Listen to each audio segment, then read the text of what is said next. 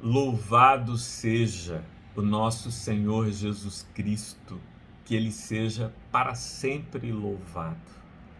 É uma alegria poder lhes falar nesta quinta-feira, dia de Corpus Christi. O dia de Corpus Christi é celebrado na quinta-feira, imediatamente após o domingo da Santíssima Trindade. E nós somos convidados a refletir neste dia e a celebrar a graça de podermos participar da Santa Eucaristia, do corpo e do sangue de Jesus. Eu gostaria de ler para nossa edificação o texto bíblico do Evangelho indicado pelo livro de oração comum de nossa igreja, a Igreja Episcopal Anglicana do Brasil. O texto indicado é este que se encontra no Evangelho de João, no capítulo 6, e eu começo a ler a partir do versículo 48 e lerei até o versículo 58.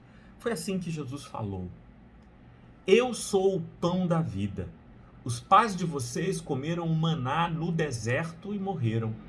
Este é o pão que desce do céu, para que todo o que dele comer não pereça. Eu sou o pão vivo que desceu do céu. Se alguém comer deste pão, viverá eternamente, e o pão que eu darei pela vida do mundo é a minha carne. Então os judeus começaram a discutir entre si, dizendo: Como é que este pode nos dar a sua própria carne para comer? Jesus respondeu: em verdade lhes digo que, se vocês não comerem a carne do Filho do Homem e não beberem o seu sangue, não terão vida em vocês mesmos. Quem come a minha carne e bebe o meu sangue tem a vida eterna, e eu o ressuscitarei no último dia. Pois a minha carne é verdadeira comida e o meu sangue é verdadeira bebida. Quem come a minha carne e bebe o meu sangue permanece em mim e eu permaneço nele. Assim como o Pai que vive me enviou, e igualmente eu vivo por causa do Pai, também quem de mim se alimenta viverá por mim. Este é o pão que desceu do céu, em nada semelhante àquele que os pais de vocês comeram e mesmo assim morreram. Quem comer este pão viverá eternamente. Evangelho do nosso Senhor, louvado sejas, ó Cristo. Que as palavras dos meus lábios e o meditar do meu coração sejam agradáveis na tua presença, Senhor, rocha minha e redentor meu. Um dos filósofos mais importantes da modernidade foi o alemão Hegel, que viveu no século XIX e que escreveu obras importantíssimas como a fenomenologia do espírito. Mas eu gostaria de me aproveitar de uma expressão, mais do que da expressão, da ideia hegeliana, que aparece num livro escrito por Hegel entre os anos de 1812 e 1816, intitulado A Ciência da Lógica. Nesse livro, ele utiliza pela primeira vez, na acepção que ele dá a esta palavra, a expressão Aufhebung. Esta expressão, se você for a um dicionário de língua alemã, vai perceber que significa várias coisas. Pode significar negar, pode significar assumir algo e pode significar superar alguma coisa. Hegel é original porque ele pretende, ao utilizar a expressão Aufhebung, que estes significados, estas acepções, estejam presentes simultaneamente no fenômeno que ele pretende apresentar. Então ele fala do ser que se transforma como a negação do que fora, mas ao mesmo tempo assunção daquilo que fora e a superação daquilo que existira antes no próprio ser. Bom, mas o que é que isso tem a ver com o corpo de Cristo e que relação é possível estabelecer entre os elementos eucarísticos e a ideia que a tradução para a língua portuguesa da obra de Hegel foi chamar de suprassunção, suprassumir, a ideia de negar, assumir e superar ou transcender? Observemos. Jesus escolheu para serem elementos da Eucaristia, que a igreja tem observado desde os primeiros dias e até os dias de hoje, o pão e o vinho. Ora, o pão, ele é, em primeiro lugar, a negação do trigo. Porque se nós amarmos o grão de trigo, jamais teremos pão.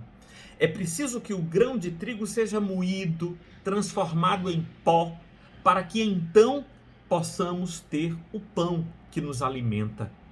Então, neste sentido, o pão é a suprassunção do trigo, porque no pão o trigo, na forma de grão, é negado, mas o trigo está presente no pó que gera o pão, logo ele é assumido, e assim o pão que supera, transcende o trigo é a sua suprassunção, nega, assume e transcende.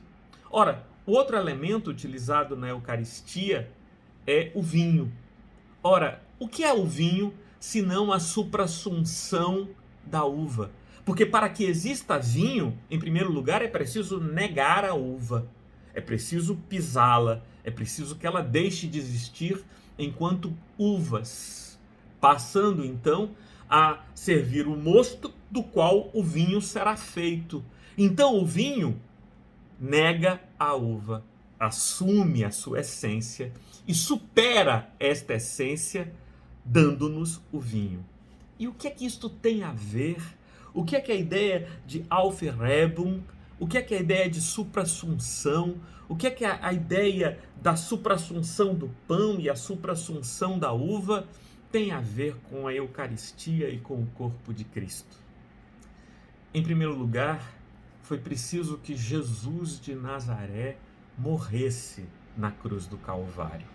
Nós só somos igreja do Senhor Jesus porque ele aceitou a negação da sua vida enquanto um indivíduo, enquanto um galileu, enquanto um jovem homem de Nazaré. Ele aceitou o sacrifício.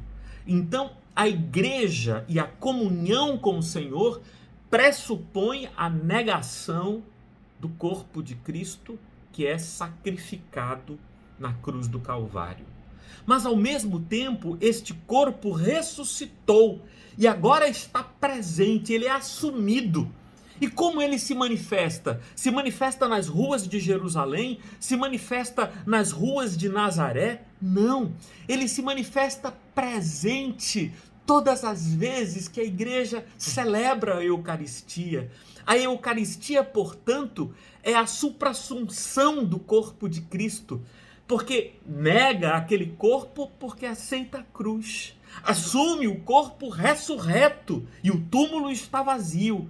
E agora, este corpo glorificado se manifesta presente e acessível a mim e a você nos elementos eucarísticos, não aqui em Recife, onde eu estou, mas em toda parte, no mundo inteiro, que as pessoas se aproximam de fato e de realidade do corpo e do sangue de Cristo. E Jesus nos ensinou, no texto que acabamos de ler, que o seu corpo é verdadeira comida e o seu sangue é verdadeira bebida.